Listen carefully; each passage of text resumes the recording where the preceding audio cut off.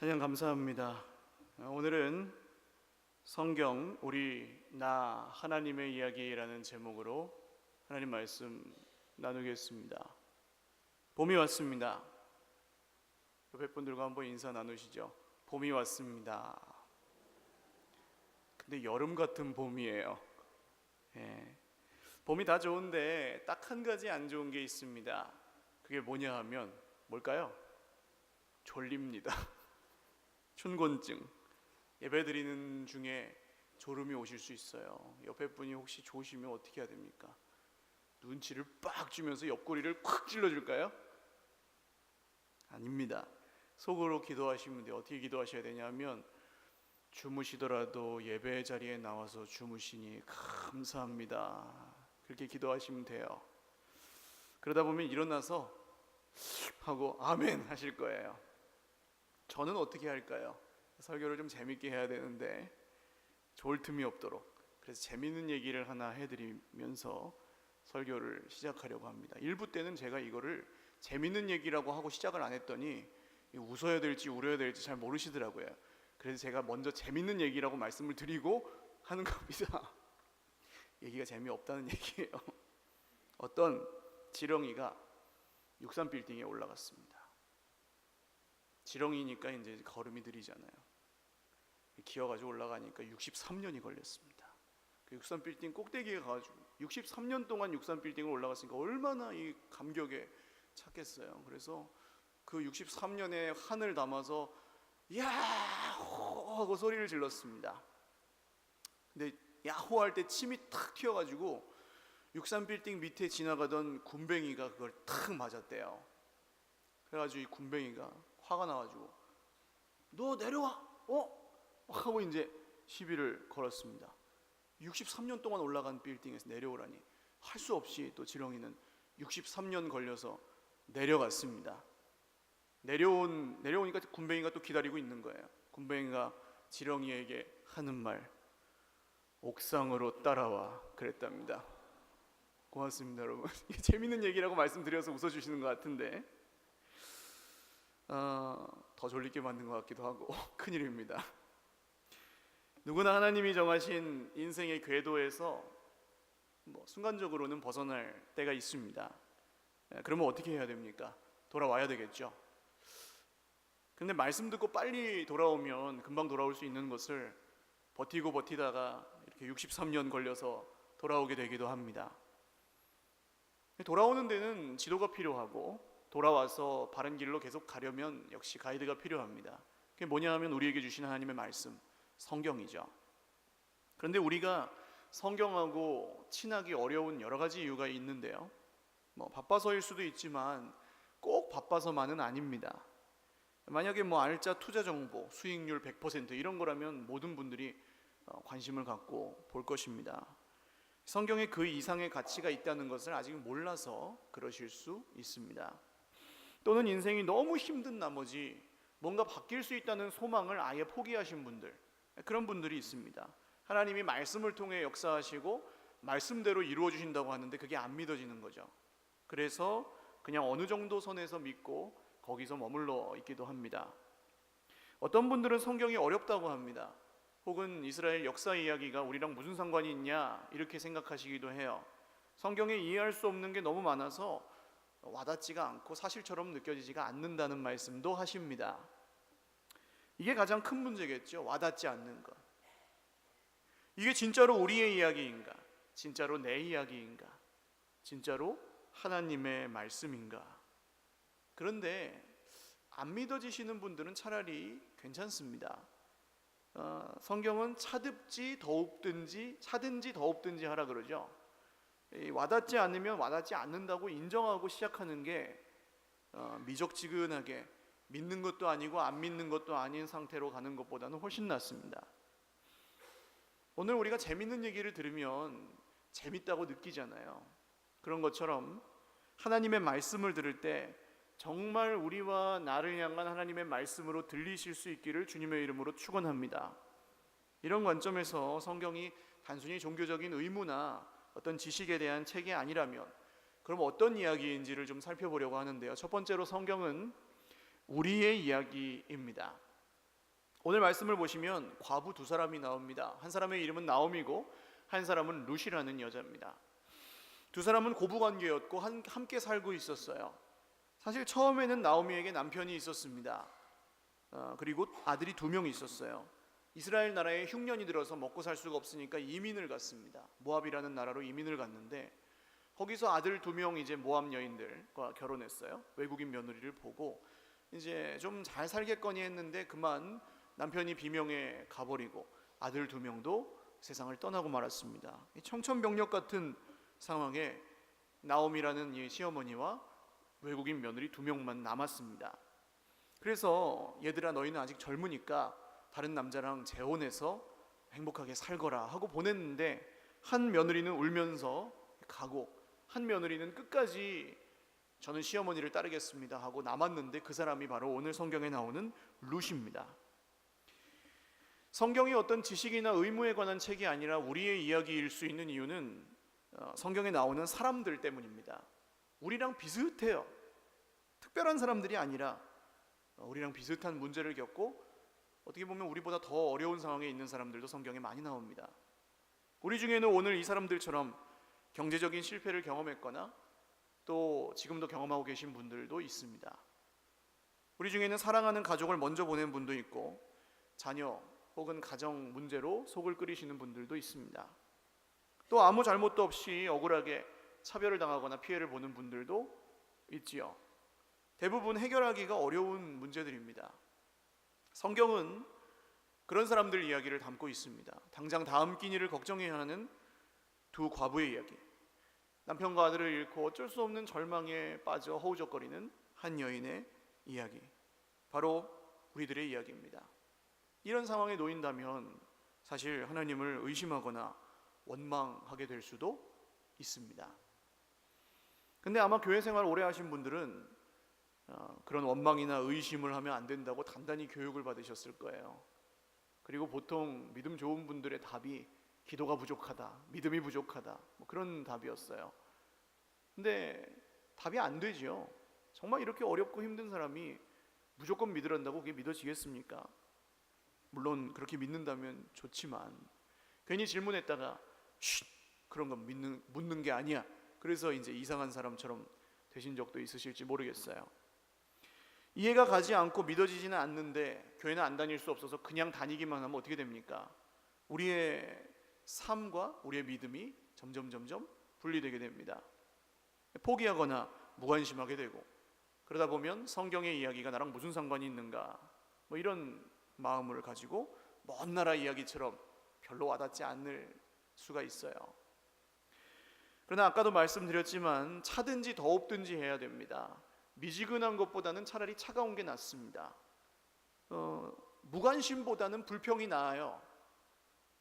여러분, 부부 싸움을 할 때가 차라리 부부가 행복한 것이, 부부가 서로 무관심하게 살거나 이혼하는 것보다 그게 더 낫지 않습니까? 싸워서 해결이 된다면요. 적어도 반응이 있는 거니까요. 오늘 이런 우리와 비슷한 이 나옴이라고 하는 여인이 하나님을 고통의 순간에 솔직하게 하나님을 원망하고 있습니다. 1장 12절 말씀과 13절을 같이 한번 읽겠습니다. 시작. 내 딸들아 되돌아가라. 나는 늙었으니 남편을 두지 못할지라. 가령 내가 소망이 있다고 말한다든지 오늘 밤에 남편을 두어 아들들을 낳는다 하더라도 너희가 어찌 그들이 자라기를 기다리겠으며 어찌 남편이 없이 지내겠다고 결심하겠느냐. 내 딸들아 그렇지 아니하니라. 여호와의 손이 나를 치셨으므로 나는 너희로 말미암아 더욱 마음이 아프도다 하매. 아멘.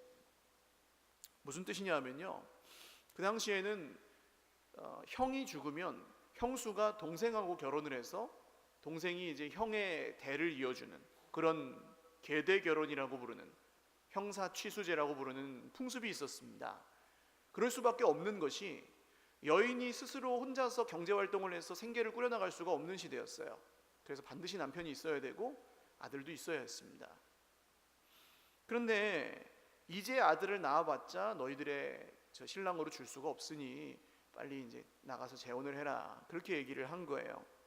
그러면서 하는 말이 여호와의 손이 나를 치셨습니다. 하나님이 내게 벌을 줬다. 이 남편과 아들들이 죽고 나서 며느리들에게 했던 이야기입니다. 그 다음 1장 20절과 21절도 읽겠습니다. 시작. 나오미가 그들에게 이르매 나를 나오미라 부르지 말고 나를 마라라 부르라. 이는 전능자가 나를 심히 괴롭게 하셨음이니라. 내가 풍족하게 나갔더니 여호와께서 내게 비어 돌아오게 하셨느니라. 여호와께서 나를 징벌하셨고 전능자가 나를 괴롭게 하셨거늘 너희가 어찌 나를 나오미라 부르느냐 하니라. 아멘. 나오미라는 이름의 뜻은 기쁨이라는 뜻이고요, 마라라는 뜻은 저주, 쓰다, 그런 뜻입니다. 이 고향으로 다시 돌아온, 더 큰 실패를 안고 고향으로 돌아온 나오미가 고향 사람들에게 했던 말입니다. 이 짧은 두 절 아래 이 하나님께서 나를 벌하셨다는 말이 4번이나 들어가요. 그러니까 아마 더하라면 더할 수도 있었겠죠. 하나님을 원망하고 있습니다. 이것이 무슨 의미가 있습니까? 성경에 나오는 사람들이 어떤 신앙의 거인들이 아니고 전부 우리와 똑같은 평범한 사람들이었다는 말씀입니다. 이 두 여인은 연약하고 넘어지고 실패해서 아무도 신경 쓰지 않는 사람들이었습니다. 그런 평범한 이야기가 이렇게 성경에 쓰여 있는 이유는 무엇입니까? 성경이 지극히 평범한 우리들의 이야기라는 것을 믿게 하시기 위해서입니다. 사랑하는 여러분, 성경의 모든 말씀이 바로 우리의 이야기, 저와 여러분을 향한 말씀임을 믿으시기를 바랍니다. 특별히 고난 중에 있을 때 이 말씀이 저 먼 나라의 이야기가 아니라, 저 믿음 좋은 사람들만의 이야기가 아니라 우리와 같은 똑같은 고민을 하고 있었던 수많은 우리 믿음의 조상들의 이야기인 동시에 우리의 이야기라는 사실이 믿어지시기를 주님의 이름으로 축원드립니다. 두 번째로, 성경은 나의 이야기입니다. 아까도 말씀드렸지만 고대 세계에서 여성들은 혼자서 생계를 꾸려나갈 수가 없었습니다. 오늘 말씀에 나오는 이 룻도 어쩔 수 없이 굶어 죽을 수는 없으니 시어머니가 나갈 수도 없고 며느리가 나간 거예요. 어디를 나갔냐 하면 추수가 한창인 밭에 이삭 줍기를 하러 나갔습니다. 근데 이 추수하고 있는 밭에서 일꾼들이 또 종들이 막 이 추수를 하고 있는데 거기서 이 외국인 며느리 한 사람이 와가지고 이삭을 줍는 게 굉장히 방해가 되는 일이잖아요. 그래서 어려운 상황이었어요. 그런데 그 밭의 주인이 보아스라는 사람이었습니다. 성경은 이렇게 말합니다. 2장 3절 말씀 같이 읽어보겠습니다. 시작.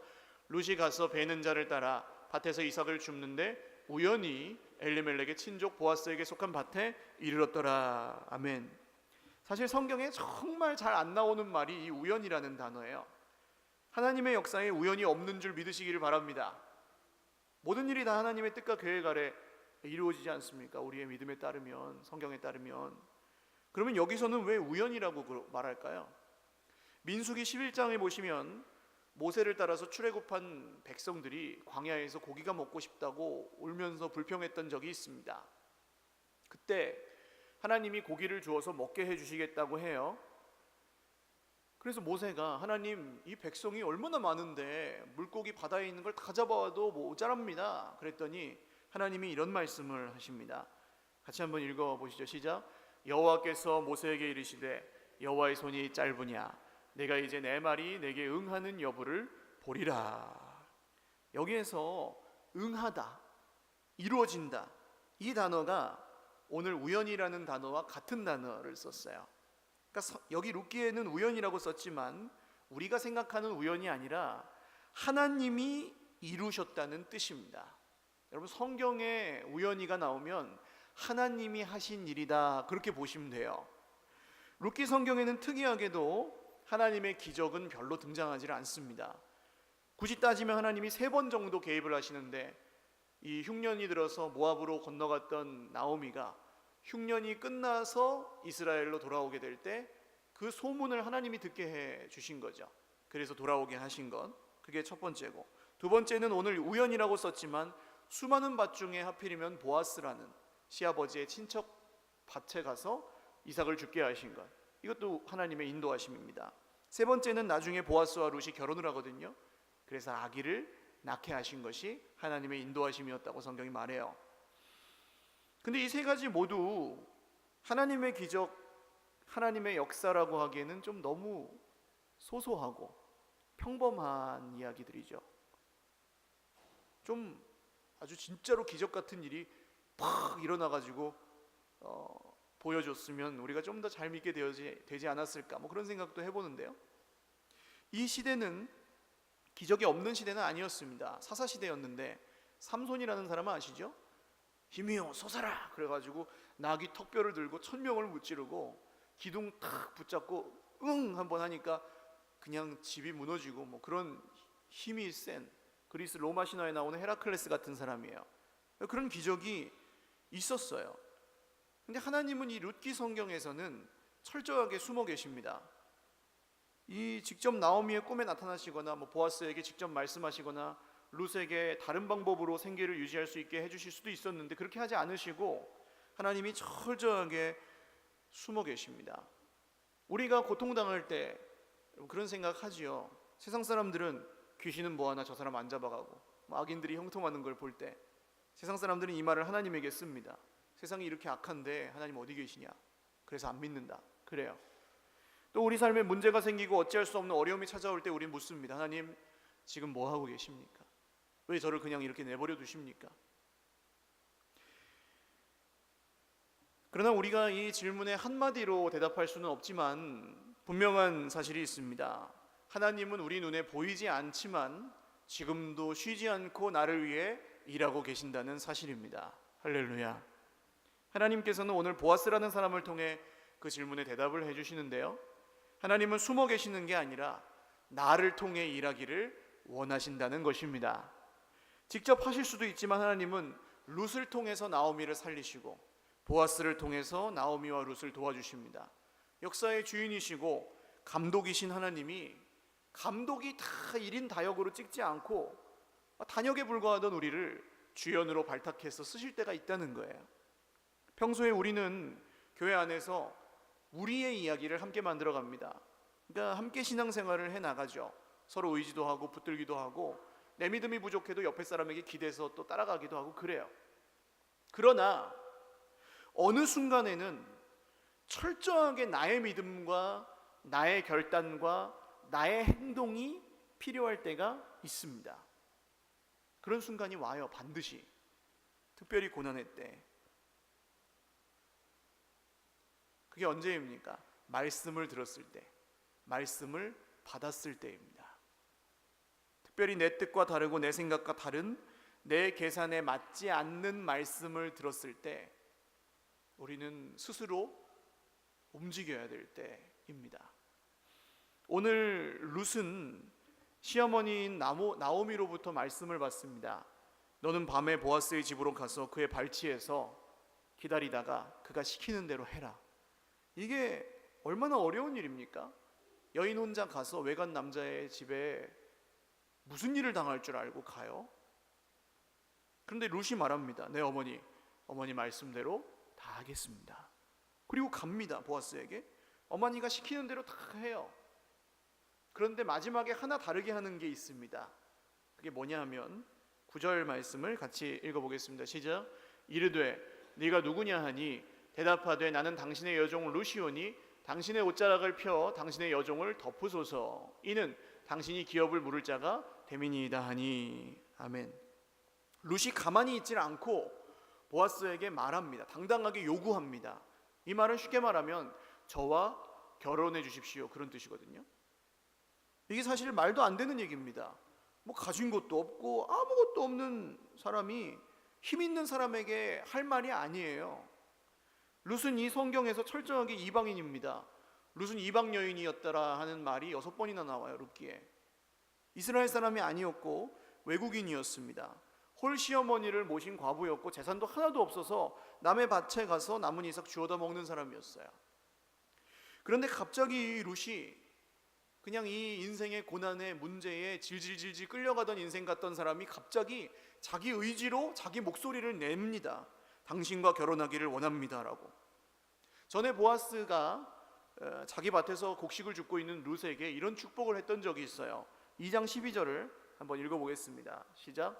여호와께서 내가 행한 일에 보답하시기를 원하며 이스라엘의 하나님 여호와께서 그의 날개 아래에 보호를 받으러 온 내게 온전한 상 주시기를 원하노라 하는지라. 아멘. 여기서 보아스가 말한 날개라는 단어와 오늘 룻이 말하는 옷자락이라는 단어가 같은 단어입니다. 그러니까 룻의 이야기는 보아스, 당신이 말하는 하나님의 보호하심을 하나님의 말씀대로 당신이 내게 주기를 원합니다. 그런 뜻이에요.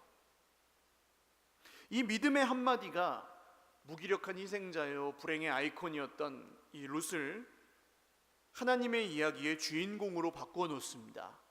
결단이 있고 행동이 있을 때 일어났던 기적 같은 일이에요. 말씀을 믿으면 기적이 일어나는 줄 믿으시기를 바랍니다. 이런 확신이 있는 사람은 지금 가진 것이 없어도 부끄러워하지 않습니다. 힘 있는 사람 두려워하지 않습니다. 이게 세상을 이기는 믿음입니다. 할렐루야. 사랑하는 여러분, 성경은 다른 어떤 믿음 좋은 사람의 얘기가 아니라 나의 이야기입니다. 할렐루야. 말씀이 내 귀에 들릴 때 그 말씀을 믿고 순종하실 수 있기를 주님의 이름으로 축원합니다. 그리고 하나님이 거기서 무슨 능력을 주시는지, 무슨 은혜를 주시는지, 무슨 기적을 베푸시는지를 경험하시기를 주님의 이름으로 축원합니다. 세 번째로, 성경은 우리와 나를 향한 하나님의 이야기입니다. 오늘 사건을 세상적인 관점으로 본다면 부끄러움도 모르는 외국인 과부가 돈 많은 부자 아저씨를 유혹하는 장면으로 보일지도 모릅니다. 세상 사람들은 그렇게 보겠죠. 그러나 그렇지 않은 이유는 이 모든 사건이 하나님의 말씀을 온전히 믿고 따르는 사람들에 의해서 이루어지고 있기 때문입니다. 이 사사시대는 사람들이 전부 하나님 말씀 어기고 자기 뜻대로 살던 시대였습니다. 사사기 17장 6절 말씀을 같이 읽어보죠. 시작. 그때에는 이스라엘에 왕이 없으므로 사람마다 자기 소견에 옳은 대로 행하였더라. 이게 사사기에 4번이나 나오는 말씀이에요. 근데 진짜 왕이 없었습니까? 아니죠. 이스라엘의 영원한 왕이 누구세요? 하나님이시죠. 근데 왕이 없다고 굳이 얘기하는 게 반어법입니다. 그래서 이 하나님 말씀을 아무도 지키려고 하지 않는 시대가 바로 이 룻과 보아스가 살던 사사 시대였습니다. 그런데 보아스는 어떤 사람이었습니까? 그런 중에도 하나님의 말씀을 지키는 사람이었어요. 이게 오늘 반전입니다. 레위기 말씀에 이런 말씀이 있습니다. 같이 읽죠. 시작. 너희가 너희의 땅에서 곡식을 거둘 때에 너는 반 모퉁이까지 다 거두지 말고 내 떨어진 이삭도 줍지 말며 내 포도원의 열매를 다 따지 말며 내 포도원에 떨어진 열매도 줍지 말고 가난한 사람과 거류민을 위하여 버려두라. 나는 너희 하나님 여호와이니라. 아멘. 하나님께서 땅을 주실 때 그 땅에서 농사를 지으면 땅이 없는 사람들이 있잖아요. 혹은 이 룻처럼 과부가 되어서 생계가 어려운 사람들이 있잖아요. 그런 사람들을 위해서 반 모퉁이의 곡식이나 포도나무의 이 포도를 다 따지 말라고 말씀하셨어요. 근데 사람들이 이걸 지켰을까요? 안 지켰을까요? 잘 안 지켰어요. 왜 그렇습니까? 손해잖아요. 다 이렇게 놔두고 사람들 주워 가세요. 그런 사람 별로 없잖아요. 안 지키고 있는 시대였어요. 그런데 보아스는 이 말씀을 지키는 사람이었어요. 그것도 남겨두는 정도가 아니라 지금 밭에서 일꾼들이 막 추수를 하는 상황에 그때 룻에게 와서 여기서 곡식을 주어라 그렇게 허락을 해줘요.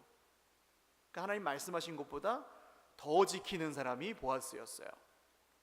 또 룻은 어떻습니까? 레위기 24장 24절과 25절 같이 읽죠. 시작.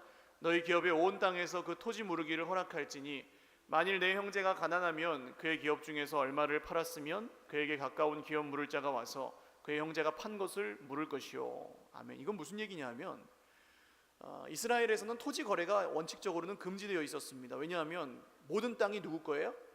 하나님 것이라고 믿었기 때문에. 그래서 각자가 받은 땅을 가지고 이제 살아가다가 근데 형편이 어려워져 가지고 빚을 많이 지게 돼서 땅이 넘어갈 때가 있죠. 그럴 때는 어떻게 해야 되냐면 친척 중에서 가장 가까운 사람이 그 땅을 대신 값을 치르고 사서 원주인에게 돌려주려는 그런 법이 있었습니다. 그리고 그것도 안 되고 뭐 종으로 팔려갈 정도가 돼도 50년마다 한 번씩 이게 리셋이 되는 거예요. 처음으로 다시 돌아가서 원래 주인에게 돌려주게 되어 있었어요.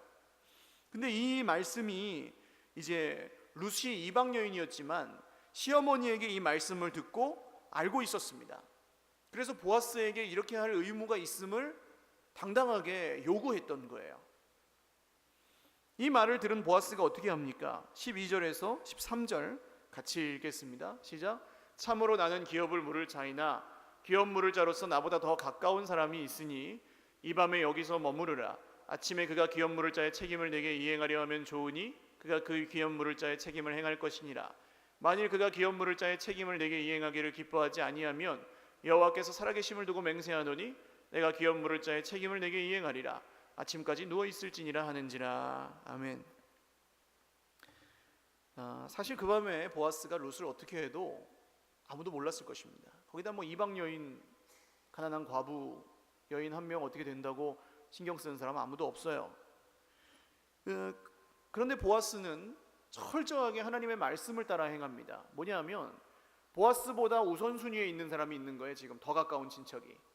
그 사람이 먼저 순위에 있으니까 그 사람한테 물어보고 그 사람이 안 한다고 하면, 그 빚을 못 갚아주겠다고 하면 자기가 갚아주겠다는 그런 얘기입니다. 근데 이 일은 보아스에게는 전혀 이익이 없는 일이에요. 빚을 갚아줘서 그 땅을 다시 사도 보아스 게 아니고 나오미 거예요. 또 보아스와 룻이 결혼을 해서 아이를 낳아도 그 아이는 보아스의 아이가 아니고 나오미 집안의 아이가 돼요. 그러니까 이 보아스는 오히려 큰 손해를 보는 일입니다, 이게.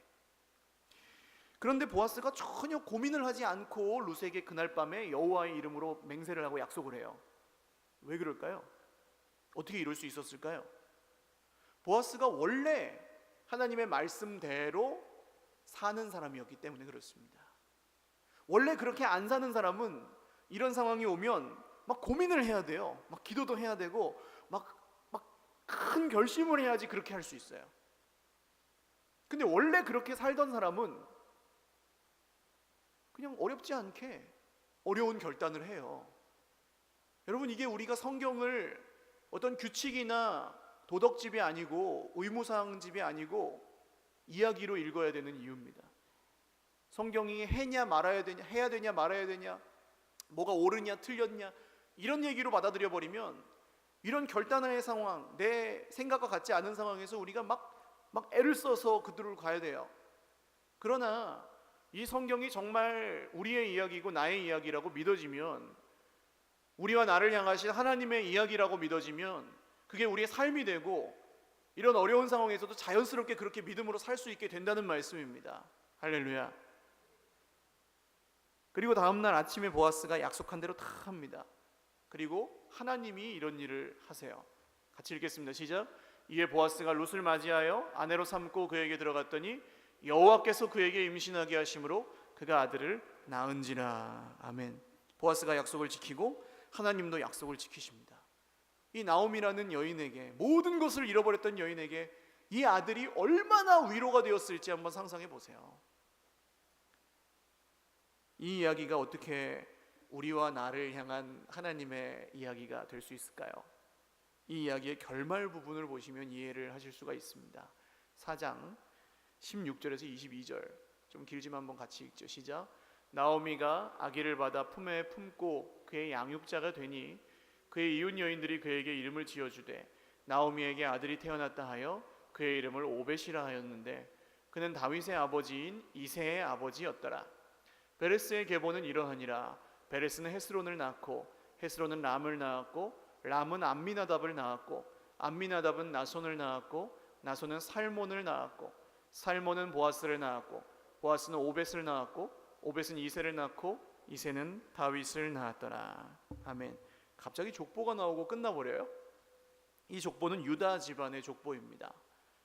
보아스가 룻을 통해서 낳은 오벳이 이새라는 사람을 낳았고 이새는 나중에 다윗 왕의 아버지가 된다, 뭐 그런 얘긴데요. 그리고 이 족보가 계속 이어져서 2000년 전에 한 분이 오셨는데 그분이 누구십니까? 예수님이에요. 다윗의 자손으로 오신 예수님. 우리의 모든 빚을 대신 갚아주실 분, 우리의 기업이 되실 분, 우리의 기업 물을 자가 오셨는데 그분이 예수님이에요. 우리를 위하여 죽으시고 부활하신 하나님의 아들. 할렐루야. 근데 예수님의 족보인데 그 족보에 어울리지 않는 사람들이 지금 들어간다는 얘기예요. 오늘 이 룻은 이방 여인, 이스라엘 사람들이 경멸하는 이방 여인이었어요. 보아스의 어머니는 누굽니까? 라합이라는 사람을 아시죠? 여리고의 기생 창녀였던 이방인 여인이었습니다. 이 보아스는 어머니가 이방 여인이었기 때문에 룻과도 결혼할 수 있었던 것 같아요. 하나님의 큰 그림입니다. 또 이 지금 나온 족보의 맨 위에 있는 베레스는 어떤 사람입니까? 창세기 38장에 보시면 유다라는 사람이 자기 아들의 며느리, 자기 아들의 부인인 며느리인 다말이라는 여인 나오는데 큰 아들이 죽어요. 그러니까 둘째 아들에게 이제 이 형수가 같이 동침을 해서 큰 형의 대를 이어야 되는데 이 둘째 아들이 그렇게 하기가 싫어가지고 그렇게 안 합니다. 그냥 죽어요 또. 그리고 나서 이제 어린 아들이 한 명 남았는데 유다 아버지가 생각하니까 야 얘도 죽으면 안 되지 하고 이 며느리에게 주질 않아요.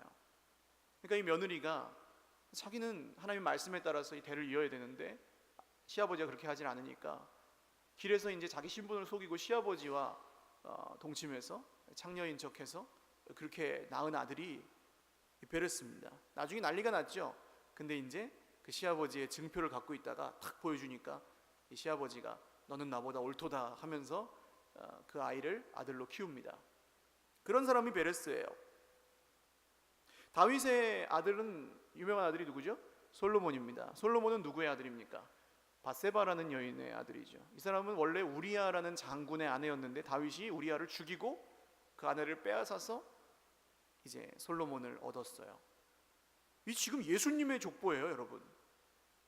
예수님의 족보에 뭐 세상의 막장 드라마에도 안 나오는 이런 일들이 또 이런 사람들이 올라가 있다는 얘기입니다. 무엇을 의미합니까? 자격이 없고 정말 평범하다 못해 평범 이하일 때도 있고 정말 인생에 소망이 없고 절망과 낙심 가운데 있는 우리가 어떻게 하나님의 가족이 될 수 있는지에 대한 얘기예요. 이것이 우리와 나를 향한 하나님의 이야기, 즉 복음입니다. 말씀을 맺겠습니다. 재밌는 얘기를 시작했으니까 재밌는 얘기로 끝낼게요. 어떤 권사님이 교회에서 목사님에게 유머를 들었어요. 원두막 삼행시였습니다. 운을 한번 띄워주시죠.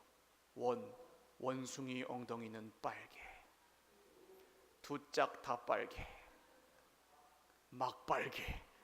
이 얘기를 탁 듣고 너무 재미가 있어가지고 이제 집에 가가지고 할아버지한테 한 거예요. 근데 원두막이 기억이 안 나가지고 원숭이로 해달라고.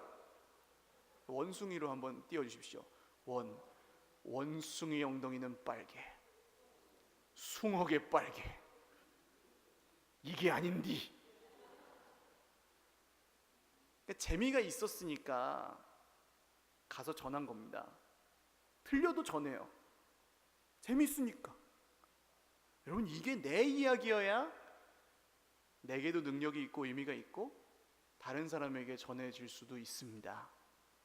여러분, 평생에 우리의 인생에 사실 고난이 많지만 이 말씀이 우리의 이야기요 나의 이야기요 하나님이 우리를 향하신 이야기로 믿어지실 수 있기를 주님의 이름으로 축원합니다. 오늘 찬양 한 곡 드리고 기도하려고 하는데요, 우리의 지친 영혼을 위로하실 주님을 기대하며 찬양 부르겠습니다.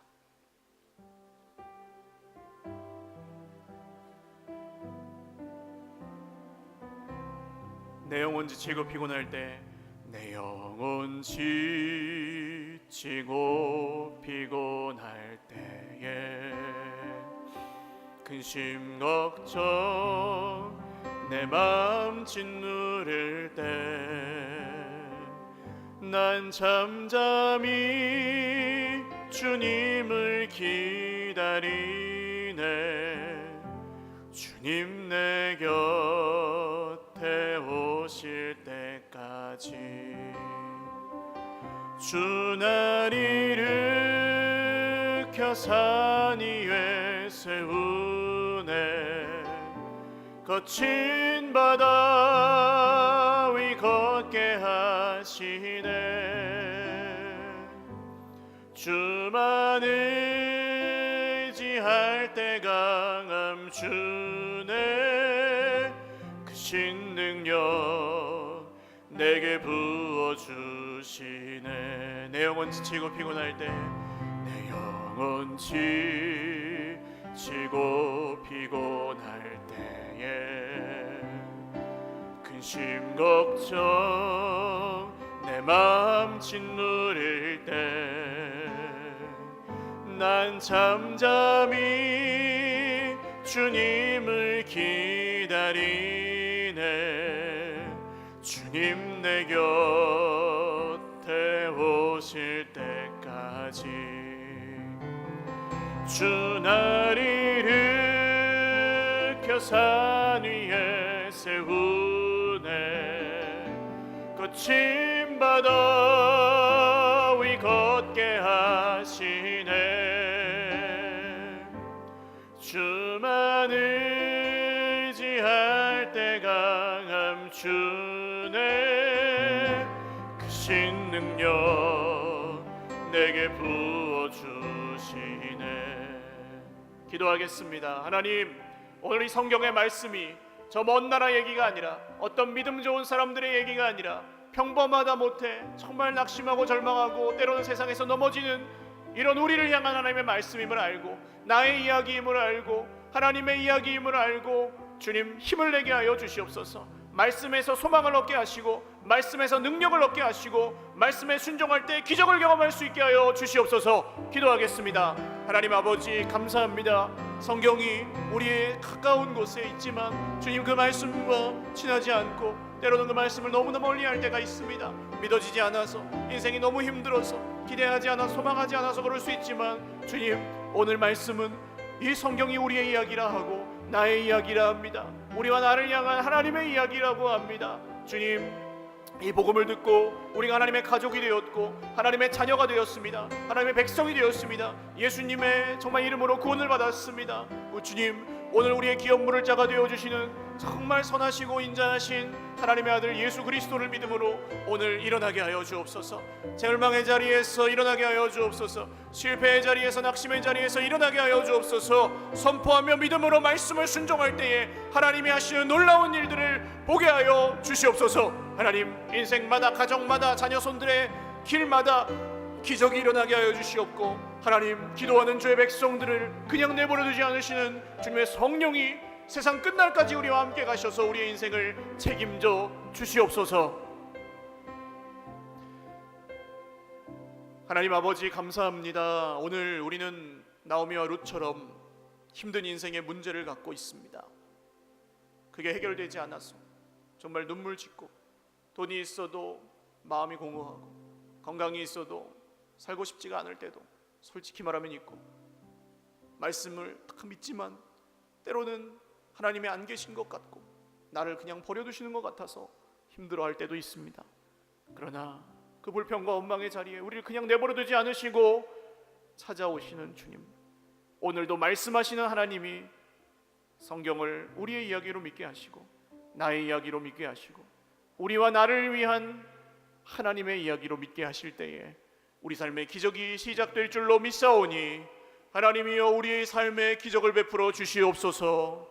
풀리지 않던 것들이 풀리게 하여 주옵소서. 세상을 이기는 믿음을 주옵소서. 낫지 않던 질병이 낫게 하시고, 낫지 않던 마음의 병이 낫게 하시고, 풀리지 않던 상처가 나음을 입게 하여 주시옵소서. 가정과 자녀 손들에게 있던 모든 어려움과 관계의 문제들이 풀리게 하여 주시옵소서. 막혀있던 문제들, 물질 문제, 경제적인 실패에서 일어나게 하여 주시옵소서. 하나님, 믿음으로 정말 가진 것이 없을지라도 부끄러워하지 아니하고 담대하게 룻처럼 요구하며 담대하게 선포하며 믿음으로 살아갈 수 있도록 우리 모두를 오늘 말씀으로 영원토록 격려하여 주시옵소서. 이루실 주님 감사합니다. 함께 하실 주님을 찬양합니다. 기대하고 소망하며 예수님의 이름으로 기도드립니다. 아멘. 우리 하나님께 박수로 영광 돌리겠습니다.